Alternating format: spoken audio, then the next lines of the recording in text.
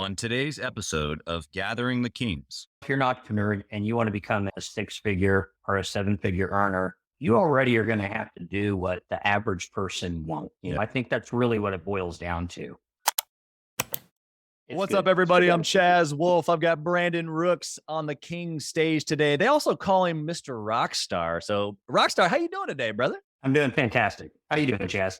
I'm well. I have enjoyed our few minutes already. The listener didn't get to partake in our little sales conversation there, but dude, I am jacked for this conversation because we align already so much on relationship and sales mindset and all that kind of fun stuff. So tell us what kind of business that you're in. I actually am an owner or partner in 8 companies. Love it. I have 4 real estate lending funds. I have a real estate investment consulting firm. I'm also a licensed real estate agent. I deal specifically in just build to rent development sales. And I did own 3 restaurants. I now own 2. We'll talk about that later. That's good. That's good. None. Yeah. That seems to be a common theme. I've had a couple of restaurant guys and I've been in that space myself. So before we jump into the story, tell me, you got a lot going on, bro.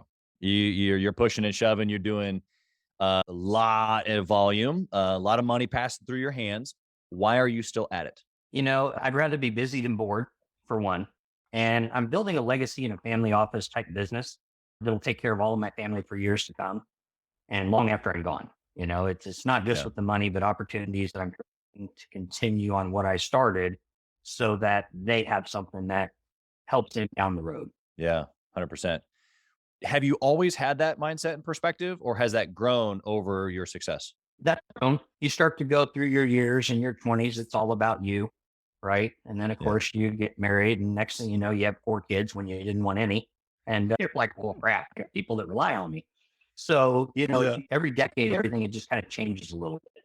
I've always been somebody that, from a young age, just, I had to be working. I grew up poor and great family, lots of work ethic. And I'm pretty sure my parents never took a government handout. But there were times when we were told we were only allowed to use 4 squares of toilet paper to wipe our butt. We were poor. If we wanted something, I had to go out and work for it. So I'd mowed lawns, shoveled driveways. I went and picked wild berries so that we could have jelly and jam and pies. We hunt crawdads and morels and lived out in the country. Yep. And, probably from about the age of 8 or 9, I started just, if I wanted Nikes like my friends had, or I wanted to buy a nicer bicycle, not the $30 special from Walmart, then I had to go out and earn the money. And so I learned hard work ethic from my parents. And then I just kind of naturally acclimated to sales. And, I even sold door to door at like 8 or 9 years old with a catalog, that I would earn these like a tent or an inflatable raft or, but, things like that. When I had a lemonade stand, I had comics and cookies with it. So That's right. I've had that work mentality pretty much since childhood, and nothing's changed. What's changed is, the businesses, and I really need to learn to say no. I have so many people like, oh, I want to go into business with you. I'm like, okay, gosh, I shouldn't have done that. Now I have 8 companies, right? For the most part, I am the principal in all of them, and I had minority partners or general partners. But I don't want to get too far off the No, it's good, brother. You've given quite a bit of perspective, especially from the way that you grew up. I relate to that. I think a lot of entrepreneurs naturally fall into sales potentially first, or even just doing their own thing because, man, didn't have anything. And if I wanted something, had to go get it. And so that just natural, like, let me figure it out. I got to go take care of myself is very entrepreneurial. And so I think that that's the seed that's planted in a lot of us for sure. Do you think that kind of getting into some of as you started to grow, you were in sales for a while. I'm curious to know, like, what took you from a place of I'll work for somebody else and sell? Because for the listener, you don't have the benefit of this, but he's got trophies behind him, plaques. We were talking about all the things that he's done for other companies and been the top sales guy for everything he's ever done. My question to you, Brandon, is when did that transition to now I'm going to do it for myself? Well, as a straight commission salesperson, you're always really doing it for yourself, even if you're selling under somebody else's company. Yeah. And I was perfectly fine with that. I was making a good income. Let me give you a little backlog. So I came out of the Navy in 1992. I'm a 6-year decorated Navy Storm, Desert Storm war veteran. Yeah. Thank you for your service. Yeah, you bet. And all the men in my family going back did it. that ended with me. My two sons didn't go. One of them's a singer-songwriter. Actually has a bunch of tracks out on Spotify and Apple, and That's cool. he's worked with people like Tech Nine and T-Pain. He's a white rapper, hip-hop pop singer. There you go. I love it. Kez, let me go ahead and just plug him. Kez, K-E-Z-Z. You can find him all over Spotify and Apple. But anyway. So along the way, you were talking about working for yourself, Yeah. even though you were, a 1099 or full commission salesperson. Yeah. And what happened is, once I moved over into the mortgage industry in 2000, then I was a loan officer and I was working under a lending institution or a lending group in Kansas City. And then I was headhunted over into the real estate industry in 2007 because I had a group that had some investment properties they wanted to sell. And most of the loans that I did for investment buyers. Sure. I charged 1.5 on the front and they were like, "Oh, you're charging 1.5." I'm like, "Yeah, but I'm giving you a par rate." So I was beating every lender in the country by an average of 1% at the time on their mortgages. And then I would show them, look how many thousands of dollars this will save you on your rental property, which is more money in your pocket.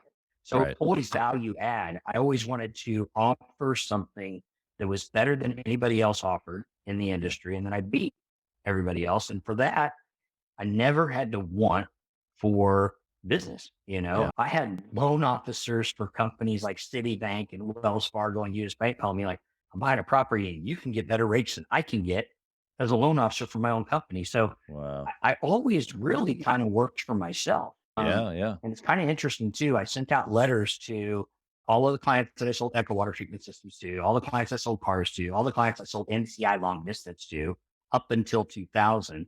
Yeah. And we had a small tanning salon that I started for my wife. And I sent letters to all of her clients. And I never made a cold call after that. Sent those letters, started earning 6 figures a year in the lending industry.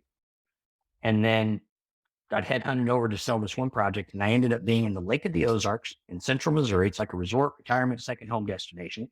Yeah. And long and the short of it is I connected with the right people, had a hedge fund, had some buyers, had $80 million in properties under contract as a real estate agent, as my own business. That's when I went to work for myself.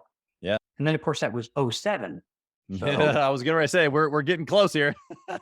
we could talk about that later because I know that one of those questions is coming up. So, but That's awesome. Working for myself wasn't really that hard. Yeah. And when I got back into things again in 2010, there was a pause from 2008 to 2010. And I ran some AT&T stores for a client, just enough to make ends meet because I was really in the real estate thing. Yep. And then running a T-Mobile store. And then I got brought back into the real estate industry. But anyway, working for myself really wasn't that hard of a transition because as a commission-only salesman, you really are always just working for yourself anyway. Yeah. And I love the story there because it gives a depiction, not necessarily of working for yourself, because like you said, you were already working for yourself. It was more so of maybe you finding the right lane or the place that you just maybe love the most, a place where you felt like you could grow. And I think that's where a lot of business owners are, is that maybe they got started in their trades business or in their real estate business or in their marketing business, whatever. And because they had a client or two and it's just easy because just like salespeople, like, it just makes sense. I can do this. But at some point there's that aha moment of this can be bigger or I can do something more with it. And so that was real estate for you. And so you've put your lending and your real estate, you put all these things together now, which is an incredible part of the story. But I want you to continue with the timeline because it's going to hint at probably the bad decision and the good decision. So let's start with the bad decision. And you can continue your story here. I want to know what you did that the listeners can jot down and stay away from.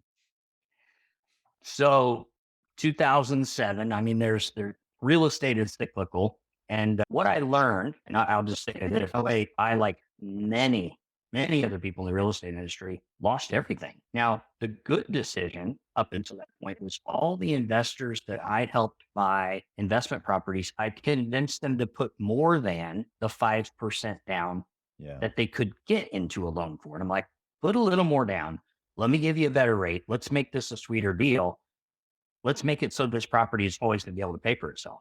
So a lot of my clients were able to hold on to all the stuff that I helped them buy. And that was probably somewhere in the neighborhood of about $200 million in properties at that time. And the bad decision is when I moved down there and I started selling in this very specific market, is that when the real estate market collapsed, everything shut down at the lake. Yeah. 5 billion into ongoing development came to a grinding halt. I lost everything. Yeah. Had to sell everything, sell our 42-foot boat, sell the house on the lake, sell my car, sell my motorcycle. But that was okay. If you get it once, you can get it again. Yeah. And what I learned is don't go all in one specific thing. Don't rely on one or two or a handful of clients. Right. And that's what's helped me get to the point that I'm at now. I mean, with what we do in lending, I have about $40 million in assets under management. I lend to general partners that are developing land to sell off to national builders, and I'm funding lots for their build to rent program. And they're in Charleston, Charlotte, Southwest Florida, Phoenix. I'm selling to a group that's buying build to rent communities in Kansas City and Northwest Arkansas.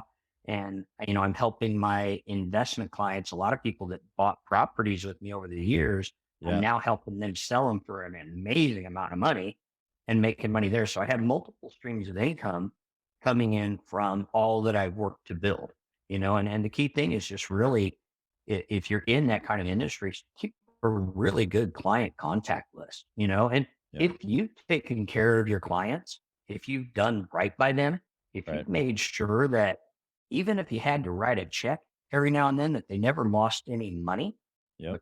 I honestly believe answer every damn call, email, or text that comes in the same day. Yeah. Nothing gets me more than when I try to reach out to somebody and I don't have a response for 2, 3, 4 days. I'm like, are you kidding me? Am I not important?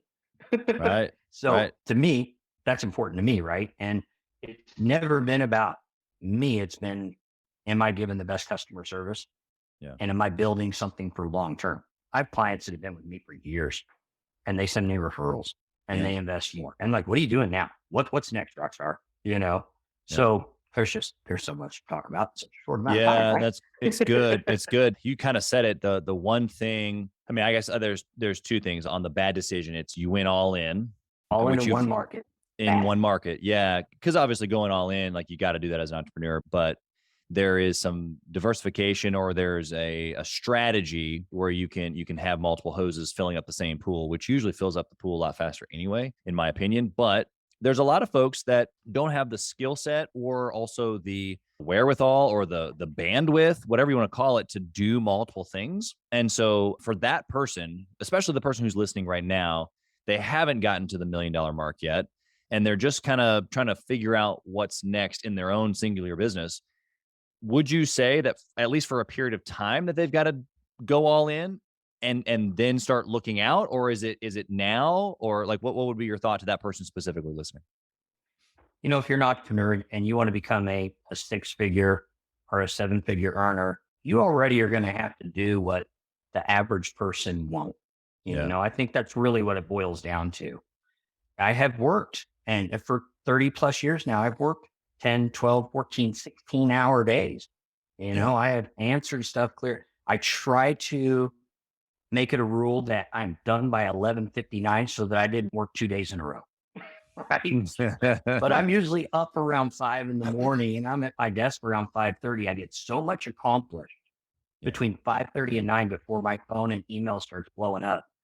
Really just, it's about spending your time wisely, but you're going to have to work more hours than the average person if you want more out of life. You can't look at it as like, I'm going to work a 40-hour week in my business.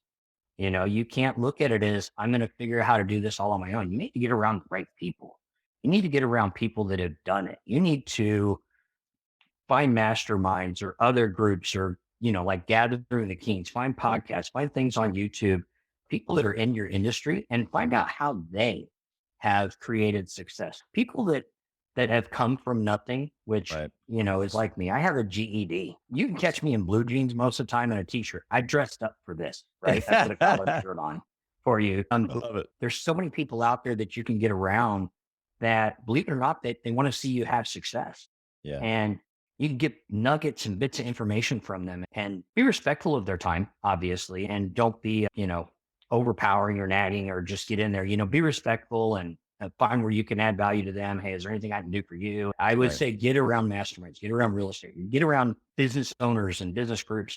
You'd be surprised at how many of them might be willing to help you out.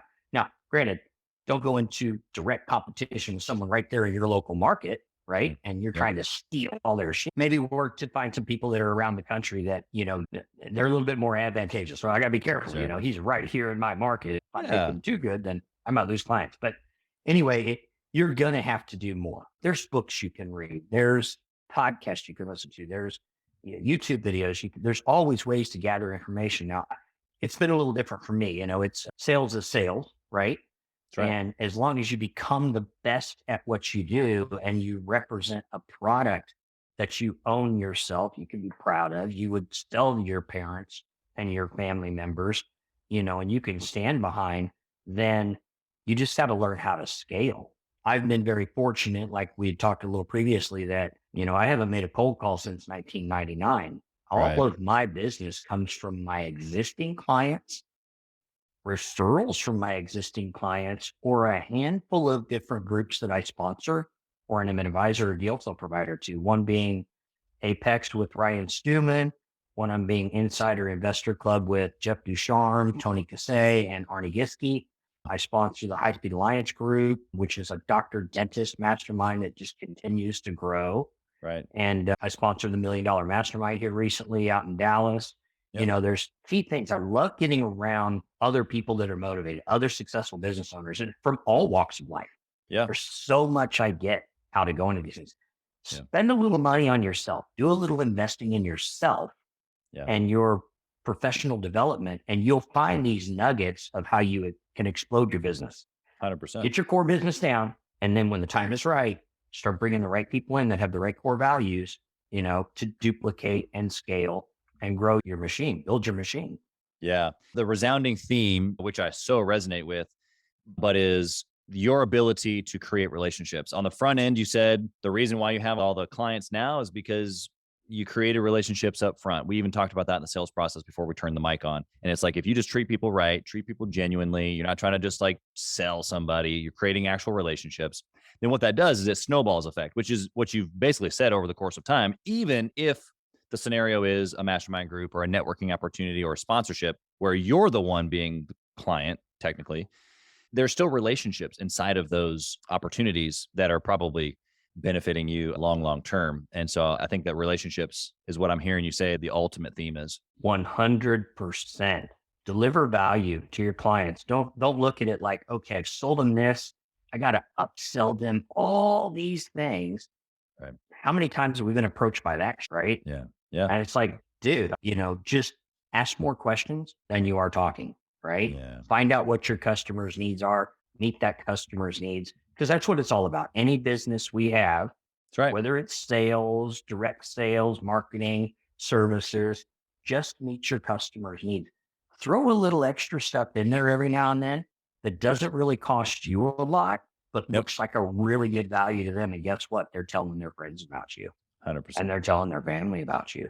Yep. Quit being greedy. I got to figure out how to make as much as I can off this client, because who knows when my next client will come up, right? Right. Yeah. It's scarcity. You might as well close your doors now, because it's going to come back and bite you. Yeah. It's so hard to explain that, though. A lot of times we start out as entrepreneurs and we're starving, or we're hungry. And, yeah. And it's like, and people sense that and they feel that, and you may not realize it, but it comes through. And that's why you're hearing more no's than you are yeses. Right. It's very important to be, again, building a relationship.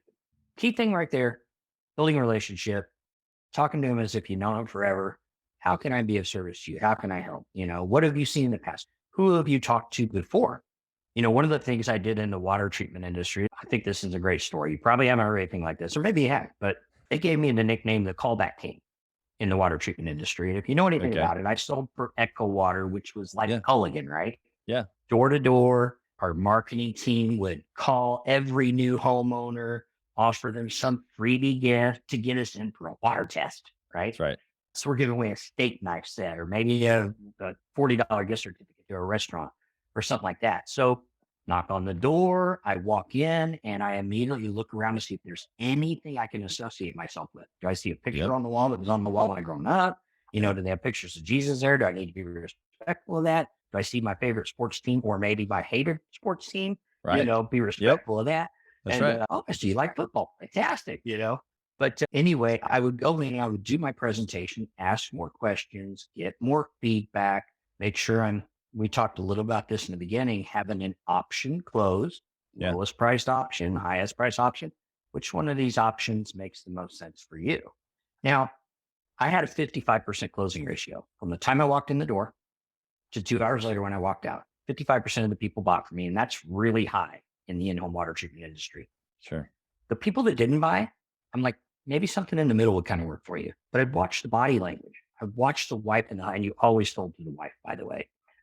Always. Yep. The guy made the final decision, but you sold to the wife. That's right. That's right. And I didn't fight them. They're like, well, they just kind of look at each other like, well, we're going to think about it. I'm like, that's great. I appreciate that. This is probably before I ever walked in the door today. You said, no matter how good this guy is, no matter what he offers us, no matter how much we want it, we're going to sleep on this. We got to sleep on this. I'm like, and they're like, yep, that's exactly, or if I saw pictures of Jesus, I'm like, you guys probably wanted to maybe pray on this tonight. And I'm like, I'm okay with that, and they're like, well, will it be the same price tomorrow? And I'm like, yeah, it'd be the same price tomorrow. It'd be the same price next week. I said, but you probably already have appointments with Connecticut, Culligan, and Rainsoft, and they're going to come in and they're going to tell you, you got to buy this now. You don't do it tonight, you don't get this deal. And they're like, we already had 2 of those this week. And I'm like, I figured that. So they called me the callback team. It's funny because the guy that brought me down to the Kansas City office, I love him. Greg, Bubba is my buddy. I've known him for years now. And he brings me down to Kansas City market, and I run the first couple appointments, and they don't buy. And I come back and say, that's all right. They'll probably buy next week. He goes, Brandon, thought you were like one of the number one guys in the country. You are. And he goes, Right. they're like, you don't get callbacks. I'm like, just hang tight. Just wait. Next week they would call back, and he was just floored. And I'm like, it's because I built a relationship. I didn't push anybody. I found out what their needs were. I found out what they had run into already. I found out that they had a very real concern. They wanted to sleep on it. They wanted to pray on it. That's okay. I made everything make sense. And people would buy. So just remember that as you build your business, you may not get the deal right then and there, but if you did a great job, you were honest, you were ethical, you weren't pushy, you offered value, you got all the, the nods and the yeses along the way. Yeah. And you give them that opportunity. And one thing I would always say is, when can I follow up with you? Do you want me to call back tomorrow or just a couple days? And then I would jot that down. I'd get home. I'd do 2 appointments a night. I'd get home and I'd write notes, what the names of the kids were, what I saw in the house, what kind of car did they drive. I took all these little notes. And I used to tell everybody I had a photographic memory, which I did until it got too full. 8 companies, $1 billion in transactions in just the real estate industry. My core assistant and my team now, they're like, we already told you this. I'm like, I know, just bear with me. Yep. Brain is full now. The file cabinet is busting. It is. Yeah, I need a data dump and a clear cache, right? That's right. That's right. That's right. Well, I appreciate your perspective there. Obviously, sales is the heartbeat of every business. It is what the business associates to. It's why the business even exists. And so I appreciate your perspective. Also, too, just the human perspective of what it means to actually bring in relationships to business, because it doesn't necessarily always mean that something happens today. It's the old seed has been planted, but the seed doesn't, grow on its own after the fact. The follow-up tools, the notes, even as business owners, if we're not the actual person making the sales or doing the sales calls, if we have a sales team, even, there's still a level of mindset that the ownership should carry when it comes to what it means to build relationships. And so it might look different. It might be something like this, where we're just creating relationship in a unique environment. And maybe we do a deal together. Maybe there's something that we collaborate on, but we don't know. And those are the opportunities that even at the ownership level, like you've got to keep relationships at the forefront. Hey, Kings and Queens, Chaz Wolfe. I want to talk to you about something that's super important to me. We put a lot of time and effort, we meaning myself and my team, into this podcast, into the content that goes out every single day. And if you have been getting any sort of value or insight from this, we want it to be able to reach other business owners too. So we would love if you would like, comment, share, leave a review, post, share again, all of the things on social media, on all the different platforms. or even on the podcast mediums of Apple and Spotify. We would love to be able to get our content into more hands, more entrepreneurs, so they can grow their business as quick as possible. Together, we are building a community of like-minded entrepreneurs who are committed to growing their businesses to new heights. So let's do this. Let's help each other. Let's help each other grow at the forefront. So I love that. What process do you have now around making decisions? You've got history, you've got, like you said, just tons of transaction volume. What do you do around like a discipline or a process to put decisions through? That's kind of a tough question. I took one of those tests a long time ago when I was in the water treatment industry. So, like the long 2-hour test, you answer all these psychological questions, and the results came back, and I got pulled into the office with the people that gave the test, and they're like, so did you just know exactly what we wanted to hear for all these questions? And I got labeled an unconscious competent. If you've ever heard that term before. I haven't. Please Everything elaborate. just kind of comes natural to me. I think it's been a combination of, I got moved around a lot as a kid. My parents divorced me at 13. We'd already had multiple moves prior to that. And then divorcing parents. And then my mom married an Air Force guy, and then she married another Air Force guy. And then I went to the Navy, and I've lived in 15 states now, three times as many cities. And you just have to learn to think on your feet, Right. Because you're getting moved around all the time. And I think it's what really helped me excel in sales, because I can learn to make friends over and over and over again. It's not like growing up and going to the same school from kindergarten to 12th grade. You just have the same little clique of friends. Those are also the people to me that listen to the same era of music for the rest of their life that they listened to in high school, and they go to the same places they've gone to since they were a kid. I think getting out and living in all these different places and doing all these different things just kind of created internally processes that had to happen. And, Right. I get up at the beginning of the day, and like I said, I read on state of the nation, real estate, builder online. I know what's going on in my industry on any given time. And, because I'm in multiple markets. And then I hit a task list. I'm going to tell you this process. You guys are probably going to freaking laugh at me. But, and I have so many people that make fun of me. But here, you said it's a podcast and won't be visual, but this is my process. I have a notepad, and I write out all my pressing tasks. And then I have another sheet that's my weekly goals. And then I have, monthly goals and quarterly goals. And I go through that list every day, and I look at that first thing in the morning. Okay, what can I knock out on this task list today? Yeah. And that's kind of my goal. I'm like, this is pressing. And not only do I have to answer about 500 to 1,000 emails, calls, texts, Facebook messages, LinkedIn messages, WhatsApp messages. Good Lord, can there be any other ways to reach us these days, right? Yep. You didn't mention Slack. You didn't mention Slack, I don't have it, and please don't tell me what the hell it is. And don't tell anybody else to call me there. So, but, I'm a notepad guy because I write it down. I'm saying it in my head when I write it. I'm writing it out. I'm seeing it. And it becomes something I'm seeing on over and over and over again. And people are like, how do you do it?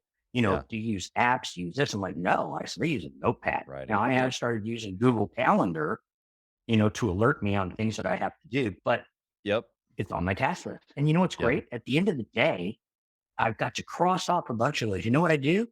Handwrite every task that did not get done on the next page.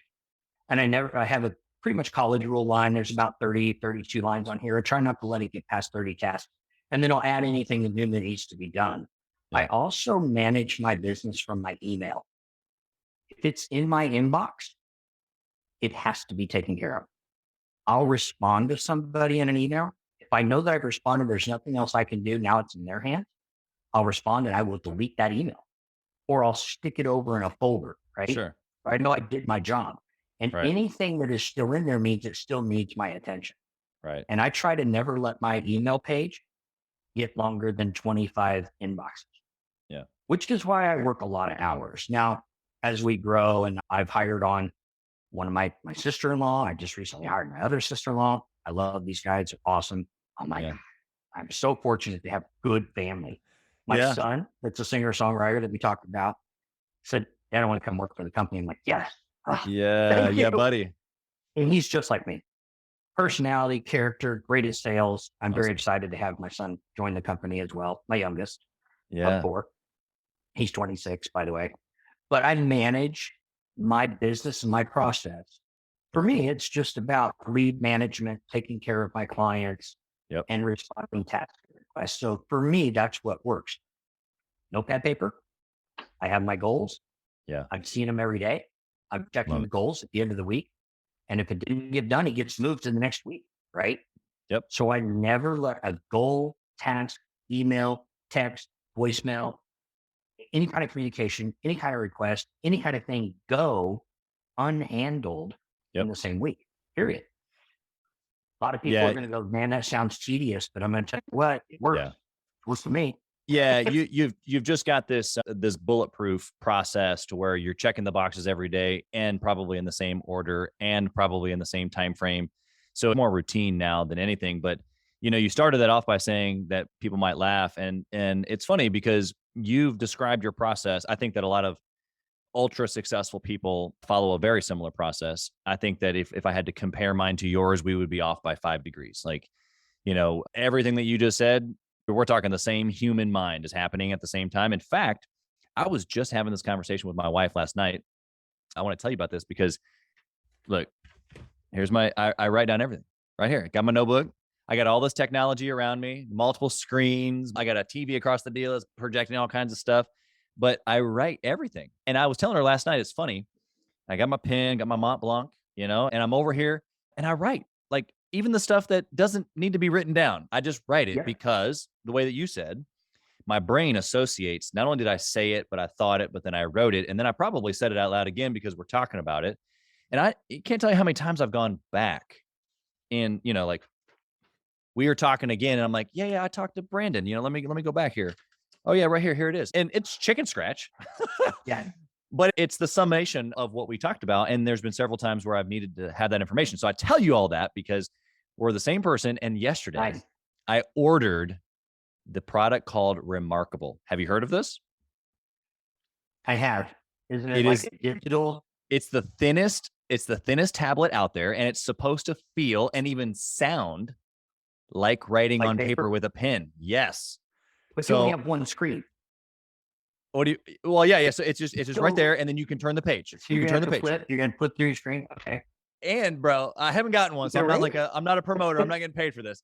But for me, I love saving that stuff, like we talked about. So it writes it down, and then it'll translate it into a typed out form, and then you can email it right there. And my Post-it note, Remarkable. Look it up. Remarkable. Look it up. Chaz spelled. Okay. It might be the best $500. Right? Yes. No, Remarkable with a capital M. Okay. All right. But anyway, neither here nor there. The listener, I'm not sure if you're a paper person or not, but I'll tell you what, everything that he just described, the process, that's all kind of for fun. That may or may not be the best $500 you've spent. I don't know. I haven't gotten mine in yet. But the reality of it is this, is that the process that Brandon just described, we call it the Rockstar process. Everything that he's doing, it's moving the ball forward every single day. It's discipline. Everything that he just said, broken down, is discipline. I'm going to choose to do the hard things. And then one of these days, you're going to get an assistant who's going to do those emails for you.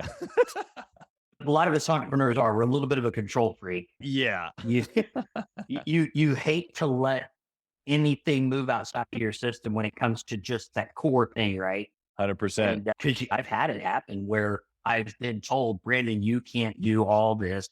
Yeah. Let us take some of this load. And man, has it blown up in my face every single time. Nobody takes care of my clients as well as I do. Now, I'm very, very fortunate. Yeah. I have hired, my wife's sister. Sure. She has no kids. She just turned 50. She was a professional ballet dancer for years, and they started a ballet studio. She was also an accountant for Kmart. Super detailed. So, oh my God. And a perfectionist, right? And she works the hours I do. I don't ask her to. Right. But it's not uncommon to see her 12, 14 hours at the desk. And I'm like, you need an assistant. And I've been on her for a couple of years now. And then finally I'm like, okay, you won't let me hire anybody for you. I said, who could you work with? And my wife said, well, what about my other sister? What about the other? Yeah. Yeah. And so I told Missy, I'm like, that's awesome. Did you work with Cindy? She goes, I could work with Cindy. I'm like, yeah. So here we go. We've just brought on another family member recently. Love it. And, you got to invest in your employees and your staff as well. Don't just consider them a cog in the wheel, Make sure you're taking time to make them feel important. Make sure you're taking time to give them the tools they need to be successful with you. Let them know what your core values are. I think that's really important. So many people just run ads and hire, and this guy looks like he'll work. This girl looks like she'll work. And you're like, here's what it is. And you just don't invest the time with them to make sure that they fully grasp it. Everybody comes in like, I need a job bad.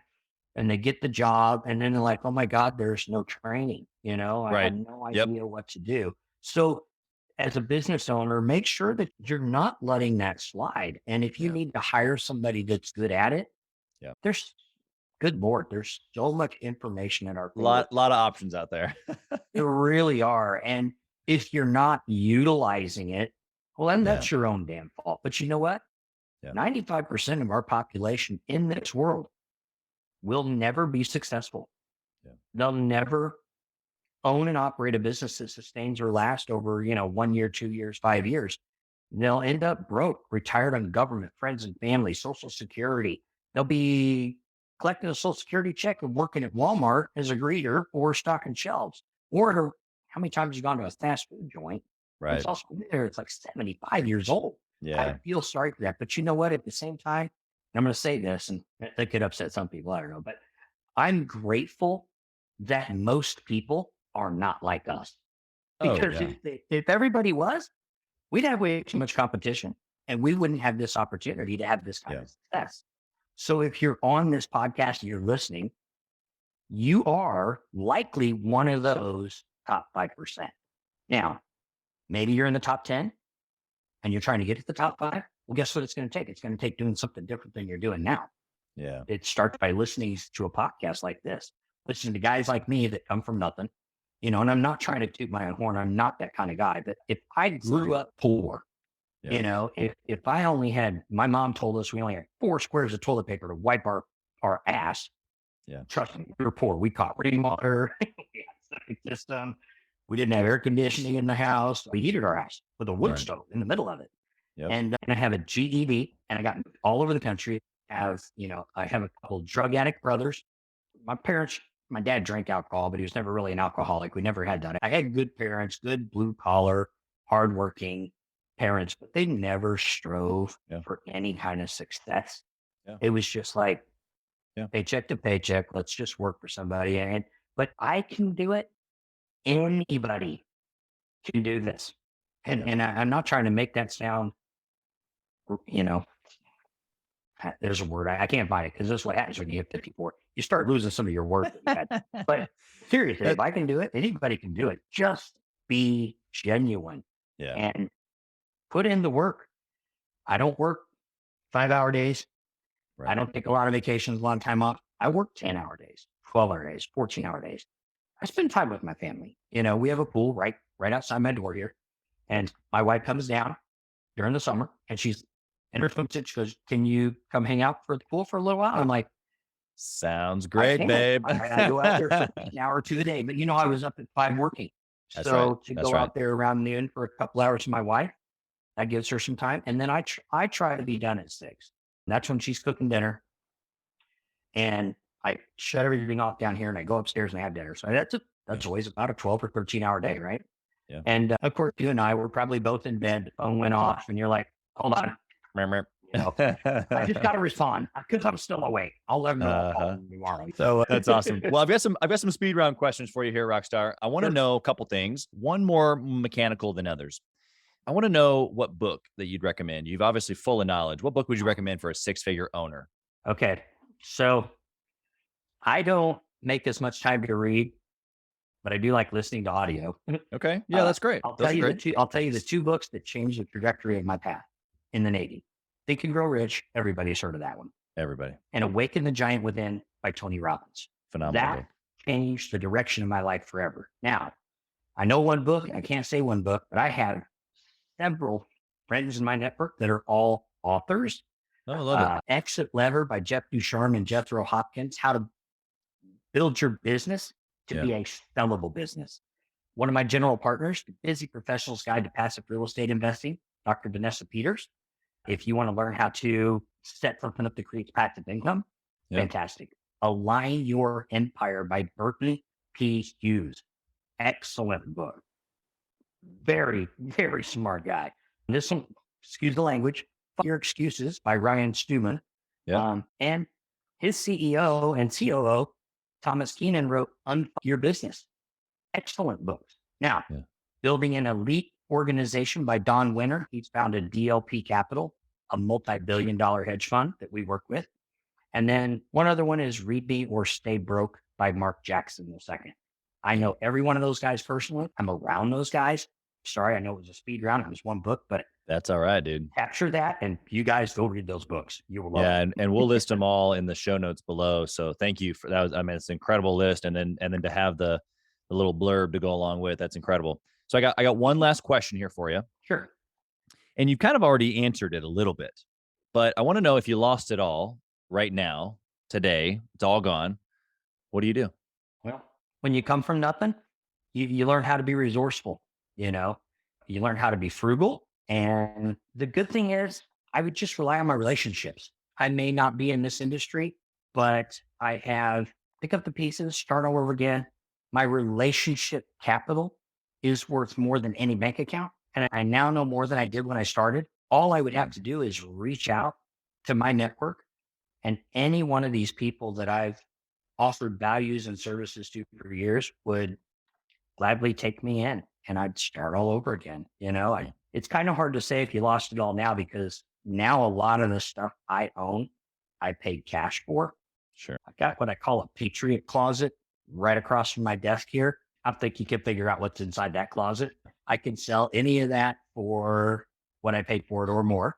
I have our entire house upstairs is antique furniture from the 17 and 1800s and collectibles that have all just continued to go up in value. So if I lost it all, lost the business, lost the clients, lost everything, I would be able to sell off all the assets that I've amassed that I don't owe anything on, which would give me the stability to go and start over again. Now, a lot of people do go for, we want to work to pay off their house, but I recommend you never pay off your house, to be honest with you. You keep that thing up to the hill. One, you get tax deductions. Right. Two, mortgage company doesn't want it back if it's leveraged to the hill, right? Right. And you probably, if you borrowed at the right time or you refinanced at any time in the past, you're sitting somewhere around a 2 or 3 or 4% interest rate. Good Lord, that's better than inflation, and that's free money.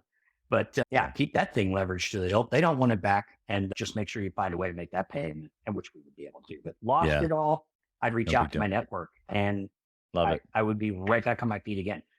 Here's the thing that's important about that. You can't let it destroy you. Yeah. It's just stuff. Yeah. Do you have your health? Do you have your family? Because 8-10 years ago, when you were selling your Harley and your other stuff, right, you weren't thinking about necessarily where you are today, sitting at the pool with your wife, but you kept going, to your point. Yeah. I went to work for one of my investors. I owned 8 AT&T stores in the Kansas City market. And I'm like, I need work. He's like, great. Yeah. You can run my stores. It didn't make me anywhere near the money I was used to making, but it paid for the bills. Yeah. It allowed us to get a rental. It allowed us to get a car, and it allowed us to pay the bills. And my wife had to go to work at that time. Unfortunately, she doesn't have to work now. But my wife also has, health issues, nothing major, but just things that sometimes keep her down. It's real hard for her to get up, and she gets like chronic migraines and things like that, but which a lot of women do. It sucks for women. Women have so many more health issues than us men do. I feel so bad for them, actually. Yeah. But you just pick up the pieces and start over. You just can't let it destroy you. You got to keep your mind intact. And you may need some positive reinforcement, and you might need to reach out to your brothers, and your clan and your tribe and your network and start getting that motivation again. But it happens, right? And you can either be the victim or the victor, and just choose to be the victor. Love it. You get it all back again. Yeah. Well, we're going to have to coin that for you. We'll coach you being the victor, but dude, you've been incredible. How can someone reach out to you? They've resonated with you. They want to connect with you. How can they find you? Easiest way is just go straight to my email, Brandon at rockstarcapitalfund.com.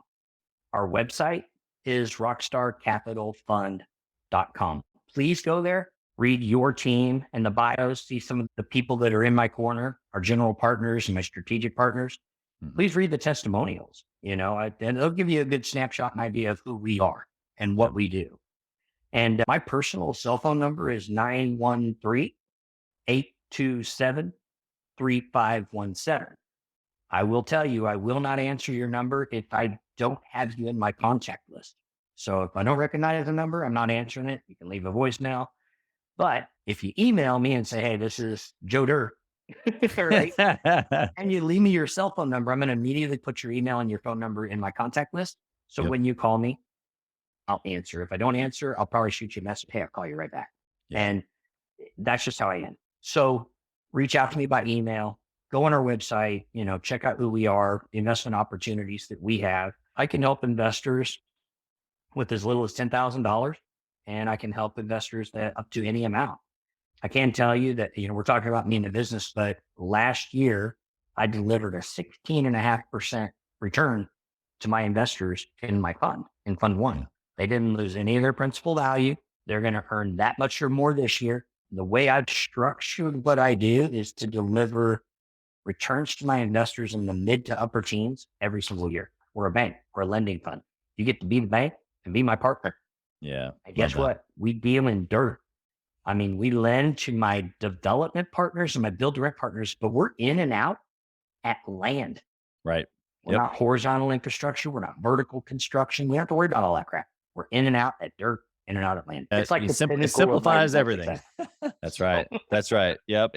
Straight from the creator. So yeah, Rockstar, this has been incredible. You've been invaluable to not only just the listeners, but just from a relationship building tool for anybody who's going to hear this. And so thank you again for your time. I know how valuable it is. I appreciate it personally myself.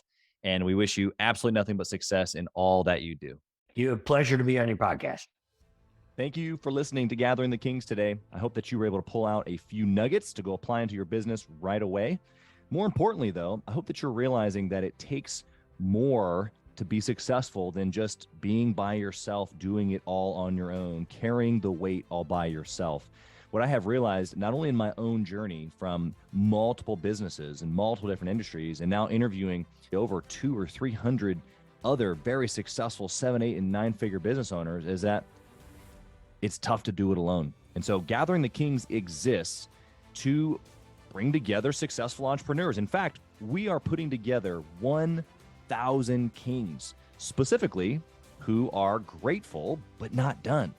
We're intentionally assembling kings who fight tooth and nail for their business, family, and communities. And here's what we believe, that in the pursuit of excellence in those areas, that it ignites within us the responsibility to govern power and forge a lasting legacy. So if that relates and resonates with you, and you know that you need people around you, sharp, qualified, other very successful business owners, I want you to go to gatheringthekings.com. I want you to take a look at what we're doing and see if it makes sense for you to be part of our pursuit to 1,000 kings. Talk soon.